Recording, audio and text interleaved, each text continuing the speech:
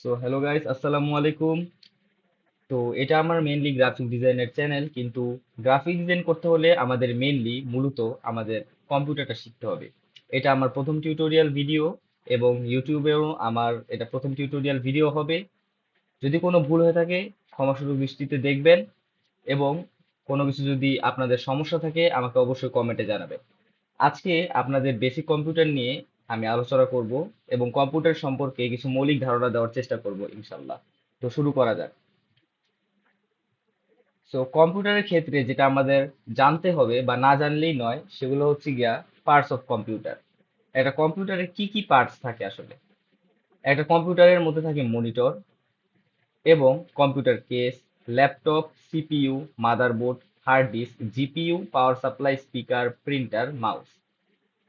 এছাড়াও ল্যাপটপের মধ্যে সবকয়টা সবকয়টা না, ল্যাপটপের মধ্যে যেমন যে কিবোর্ড, মাউস, মনিটর, মনিটর আর কি স্ক্রিনটা, এবং মাদারবোর্ড সহ কিছু আনুষঙ্গিক জিনিসগুলো ল্যাপটপের মধ্যে থাকে, কিন্তু কম্পিউটারে এগুলো আলাদা আলাদা থাকে। তো মনিটর যেটার মাধ্যমে আমরা দেখি, এবং এটা মূলত আমাদের দেখার জন্যই ব্যবহার করা হয়, যা মানে আমরা যে কাজটা করব সেই কাজটা আসলে মনিটরের মাধ্যমে আমরা দেখতে পারবো।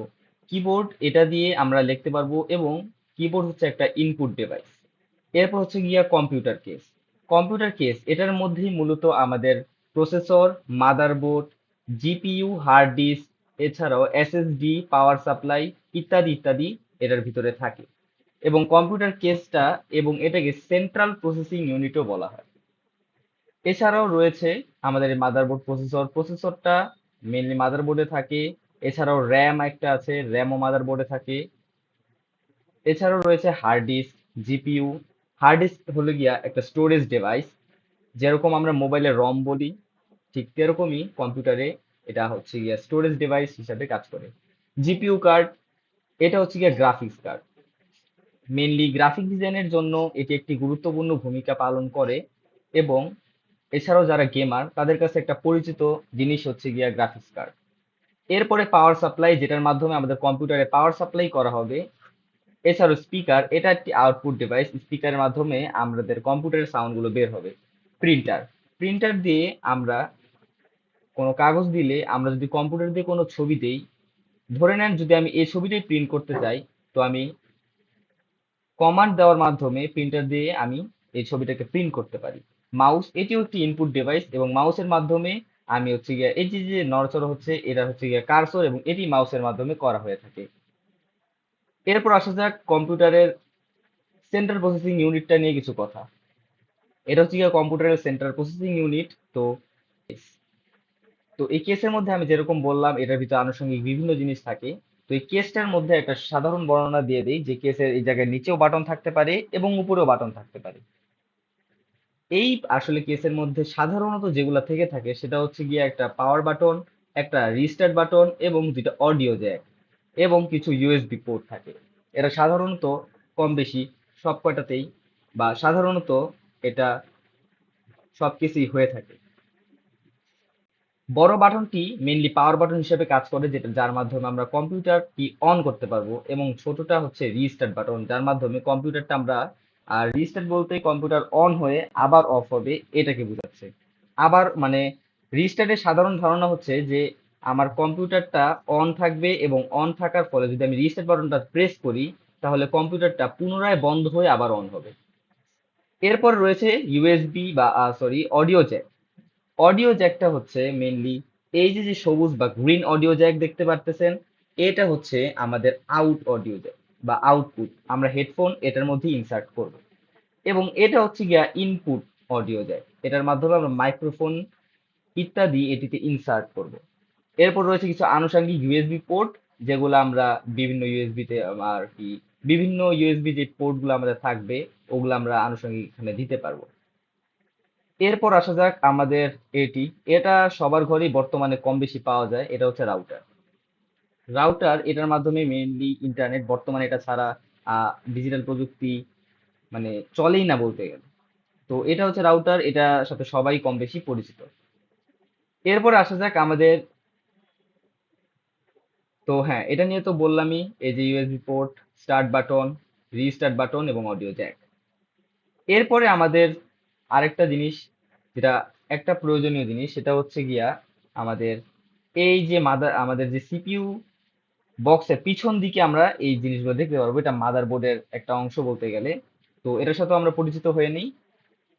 তো এটা হচ্ছে গিয়া আমাদের PS2 যে মাউস পোর্টটা আছে এটা আগের, এটা এখন বর্তমানে চলে না, এখন এই যে ইউএসবিটা চলে। তো এটা হচ্ছে ইউএসবি পোর্ট, এটা হলো গিয়ে আগের মাউস পোর্ট। এরপর এটা হচ্ছে গিয়ে এখানে একটা এইচডিএমআই দেওয়া আছে, পোর্ট দেওয়া আছে, এবং এটা হচ্ছে গিয়ে আমাদের ভিজিএ। তো এখানে বর্তমানেও এইচডিএমআই বেড়ে গেছে, ভিজিএ ধরতে গেলে চলে না। এছাড়াও এখানে রয়েছে কিছু ইউএসবি পোর্ট, এবং এই জায়গায় রয়েছে ইউএসবি পোর্ট এবং ল্যান। ল্যান এখন ল্যানটা কি? ল্যানটা হচ্ছে আমাদের ওয়াইফাই এর পিছনেও কিছু এরকম টাইপের যে পোর্ট থাকবে। ল্যান কেবলের মাধ্যমে আমরা ডাইরেক্ট ওয়াইফাই এর সাথে কম্পিউটারের তারের মাধ্যমে সংযোগ করতে পারবো, যার ফলে কেবলের মাধ্যমে বা ওয়্যারলেস যেমন আমাদের ওয়াইফাই আমরা পাই, ঠিক এটা হবে কেবলের মাধ্যমে। এছাড়াও এখানে রয়েছে কিছু এই যে অডিও বাটন, অডিও জ্যাক। তো আমরা তখনই আমরা দেখে আসলাম স্লাইডে যে গ্রিনটা এবং রেডটার ব্যাপারে। তো এটা হচ্ছে গিয়া আউট জ্যাক এবং এটা হচ্ছে গিয়া ইনপুট জ্যাক বা মাইক্রোফোন। সোজা কথায় এই যে যে দেখতে পাচ্ছেন গ্রিনটা, এটা হচ্ছে হেডফোনের জন্য, এবং মাইক এই যে যে লালটা দেখতে পাচ্ছেন এটা হচ্ছে মাইক্রোফোনের জন্য। তো এটা ছিল আমাদের কম্পিউটারের কিছু পার্টস নিয়ে কথাবার্তা। এবার আসা যাক আমাদের বেসিক কম্পিউটারের মূল বিষয়। কম্পিউটার আসলে কিভাবে চালাবো? আমাদের গ্রাফিক্স ডিজাইন করতে হলে আমি যে আর কি এরপর আমি শিখাবো আপনাদের ইনশাল্লাহ যে অ্যাডোবি ইলুস্ট্রেটর এটা কিভাবে আসলে চালাবেন, বা মানে মেইনলি গ্রাফিক ডিজাইনের জন্য। তো আপনার তো কম্পিউটার শিখতেই হবে, না হলে তো আপনি পারতেছেন না। তো কিভাবে আসলে কম্পিউটারটা চালাবেন? তো কম্পিউটারের জন্য আমাদের এখানে আনুষঙ্গিক বিভিন্ন জিনিস রয়েছে। প্রথমে আমরা শুরু করি, এই যে যে দেখতেছেন আমি নড়াচ্ছি, এটার নাম কার্সর। এটা হচ্ছে মাউসের মাধ্যমে নড়াতে হয়, এবং মাউসের মধ্যে দুইটা বাটন থাকে, যেটা হয়তো আমি দেখাতে ভুলে গেছি, দুঃখিত। হ্যাঁ, তো এই যে মাউস দেখতে পাচ্ছেন, তো মাউসের মধ্যে এই যে যে এই জায়গায় একটা থাকে, এটা হচ্ছে রাইট রাইট বাটন, এবং এটা হচ্ছে গিয়া লেফট বাটন, মানে বাম ডান বাটন এবং বাম বাটন দুইটা, এবং মাঝখানে থাকে স্ক্রল বার। স্ক্রল বারের মাধ্যমে সব কাজে আমি আপনাদের এক এক এক করে ইনশাল্লাহ দেখাবো। তো এখন আপনারা মাউসের এতটুকু ধারণা নিয়ে রাখেন। তো কম্পিউটার এটা হচ্ছে গিয়ে আমাদের স্ক্রিনটা, এবং এখানে কিছু অ্যাপ থাকে। এই জায়গায় এগুলো হচ্ছে কিছু অ্যাপ থাকে, এবং এটা হচ্ছে কি আমাদের টাস্ক বার, এবং এটা হচ্ছে গিয়ে কোনো কিছু সার্চ করার জন্য। এখানেও বিভিন্ন জিনিস রয়েছে, এবং এটা হচ্ছে গিয়ে স্টার্ট বাটন। সবই আমি আপনাদের এক এক করে দেখাবো। তো প্রথমে আসা যাক রিফ্রেশ নিয়ে। রিফ্রেশ করা এটা খুবই সহজ একটা কাজ, এবং কম্পিউটার যারা চালায় তাদের কাছে একটা মানে পরিচিত একটা জিনিস। রিফ্রেশ রিফ্রেশ কিভাবে করবেন? আপনার মাউসের রাইট রাইট বাটনটা একবার ক্লিক করবেন, এবং রিফ্রেশ নিয়ে লেফট বাটনটা ক্লিক করবেন। এরকম ভাবে আপনি আপনার মতো করতে পারেন। তো মনে রাখবেন, কিছু কিছু ক্ষেত্রে মানে কম্পিউটারের একটা ধারণা নিয়ে রাখতে পারেন যে কিছু কিছু ক্ষেত্রে বা বেশিরভাগ ক্ষেত্রে রাইট বাটনটা হচ্ছে গিয়ে অপশন নেওয়ার ক্ষেত্রে হয়, এবং বাম বাটনটা বা লেফট এই বাটনটা হচ্ছে গিয়ে বিভিন্ন জিনিস ক্লিক করার ক্ষেত্রে হয়। এটা আপনি মনে রাখবেন। যেমন আমি আপনাদের যদি একটা উদাহরণ দিয়ে দেখাই, রাইট বাটনটা যদি আমি ক্লিক করি, এটা কিন্তু খুলবে না। হ্যাঁ, আমরা খুলতে পারি, কিন্তু এটা কিন্তু সরাসরি খুলবে না, এখানে কিন্তু দেখাবে আমাদের যে অপশন গুলো আসবে এগুলা। ঠিক স্ক্রিনের মধ্যে যদি দেই, আমাদের এই অপশন গুলাই দেখাবে। এরপরে যদি আমরা রাইট ক্লিক করে আমরা লেফট ক্লিক করি, এই যে ক্লিকের কাজ হচ্ছে, যেমন এখানে আমি ক্লিক করার মাধ্যমে ঢুকতে পারি। তো এইসব ভাবে। এছাড়াও আমাদের, এখন আমরা আসি টাস্ক বারের ব্যাপারে। টাস্ক বার, এখানে রয়েছে একটা স্টার্ট বার, স্টার্ট বাটন। তো স্টার্ট বাটন সম্পর্কেও আমরা পরিচিত হয়ে নেই, এটা আমাদের একটা প্রয়োজনীয় জিনিস এখানে কম্পিউটারের ক্ষেত্রে।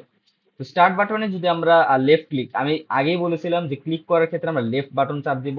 তো এখানে আমি লেফট বাটন চাপ দিলেই এরকম একটা ইন্টারফেস এসে পড়ে। এখানে বিভিন্ন সফটওয়্যার আসবে, এই জায়গায় বিভিন্ন সফটওয়্যার বা অ্যাপ আপনারা যেটাই বলেন এসব আসবে। তারপর এখানে আসবে আপনার যেই যে ইমেলটা আছে বা মাইক্রোসফট অ্যাকাউন্টটা এখানে শো করবে। এরপর এখানে ডকুমেন্ট, পিকচার এবং সেটিং। সেটিং সম্পর্কেও আমরা ভালো মতো জানবো, বিস্তারিত জানবো। এখন মেইনলি আমাদের যেটা জানতে হবে পাওয়ার বাটন নিয়ে। তো পাওয়ার বাটনটা আসলে কি? পাওয়ার বাটনটাও যদি আমি লেফট ক্লিক করি, তাহলে আমরা বিভিন্ন জিনিস এখানে দেখতে পাবো। একটা রিস্টার্ট, আর একটা শাটডাউন, আর একটা স্লিপ। তো এগুলো আসলে কি, এটা সম্পর্কে আমরা এখন ধারণা নিব। তো স্লিপ স্লিপ এখন স্লিপ হচ্ছে গিয়া স্লিপ দেওয়ার ফলে আমাদের কম্পিউটারটা ঘুমন্ত একটা পর্যায়ে চলে যাবে। এরপর স্লিপ দেওয়ার পর আমাদের কম্পিউটারটা ঘুমন্ত যাবে, কিন্তু ঠিকই কম্পিউটারটা স্ক্রিনটা অফ হয়ে যাবে, কিন্তু আমাদের যে কম্পিউটারের ভিতরটা কিন্তু অন থাকবে, কম্পিউটারের ভিতরটা বন্ধ হবে না। যার ফলে আপনি যদি কিবোর্ডের কোনো একটা বাটন ক্লিক করেন, অথবা আপনি সিপিইউ কেসটার বাটন ক্লিক করেন, তখন কম্পিউটারটা তৎক্ষণাৎ অন হয়ে যাবে। এটা ছিল মেনলি স্লিপ। এরপর রয়েছে শাটডাউন। তো শাটডাউনটা যেভাবে কাজ করে, আমাদের কম্পিউটারটা যদি আমরা অফ করতে চাই, আমরা শাটডাউনে ক্লিক করে আমরা কম্পিউটারটি অফ করতে পারি। এবং আমি বলেও নিয়েছি, ক্লিকের ক্ষেত্রে আমরা লেফট বাটনটি চাপ দিব। তো শাটডাউনটির মাধ্যমে আমরা অফ করে নিব। তবে মনে রাখার বিষয় হচ্ছে যে শাটডাউন করার ক্ষেত্রে আমাদের সকল অ্যাপ বন্ধ করে নেওয়াটাই শ্রেয় হবে। যেমন এই জায়গায় আমার এই যে অ্যাপ চলতেছে, এই যে অ্যাপ চলতেছে, তো এগুলো সব বন্ধ করার পরে আমরা শাটডাউনটা করব। এরপর রয়েছে রিস্টার্ট। তো রিস্টার্টের ক্ষেত্রে আমরা, রিস্টার্টটা আসলে কি? রিস্টার্টের ফল যে মানে যেটা হবে, যেমন আমার কম্পিউটারটা এখন অন আছে, তো রিস্টার্ট করার পরে আমাদের কম্পিউটারটা অন থেকে বন্ধ হয়ে যাবে, এবং বন্ধ হওয়ার পর আবার পুনরায় অন হবে। মানে যেমন শাটডাউন দিলে বন্ধ হয়ে গেল, তো রিস্টার্ট দিলে ও বন্ধ হয়ে আবার পুনরায় অন হবে। তো রিস্টার্ট একটা গুরুত্বপূর্ণ একটা জিনিস। শাটডাউন আর স্লিপ সবই এখানে গুরুত্বপূর্ণ। তবে রিস্টার্ট একটা, এটার দিক হচ্ছে গিয়ে অনেক সময় আপনার কম্পিউটারে বিভিন্ন সমস্যা হলে, কম্পিউটার স্লো হলে, বা কম্পিউটারে বা বিভিন্ন ডিলে থাকলে আমরা সহজেই রিস্টার্টের মাধ্যমে এটা সলভ করতে পারি। তো দর্শকবৃন্দ, আপনাদের অনেক অনেক ধন্যবাদ এতক্ষণ ধৈর্য ধরে আমার সাথে থাকার জন্য। তো আজকের পার্ট এতটুকুনি। আসলে কম্পিউটার সম্পর্কে ধারণা নিতে হলে আমাদের অনেকটাই সময় লাগবে। আমি একটা ইনশাল্লাহ প্লেলিস্ট করে দিব, যার ফলে আমি পর্যায়ে পর্যায়ে বা ধাপে ধাপে আমি এক একটা করে আপনাদের জিনিস শিখাবো। কারণ আসলে একটা ভিডিওর মধ্যে সব কভার করা তো ইম্পসিবল টাইপের হয়ে যায়। তো আমি আস্তে আস্তে আপনাদের ধারণা দিব। তো আপনাদের যদি কোনো ডাউট থাকে বা সমস্যা থাকে, আপনারা অবশ্যই আমাকে ইনশাল্লাহ কমেন্টে বলবেন। আমি ইনশাল্লাহ চেষ্টা করব আপনাদের উত্তরগুলোকে দেওয়ার। তো আজকে এই পর্যন্তই। দেখা হচ্ছে পরের ভিডিওতে ইনশাল্লাহ।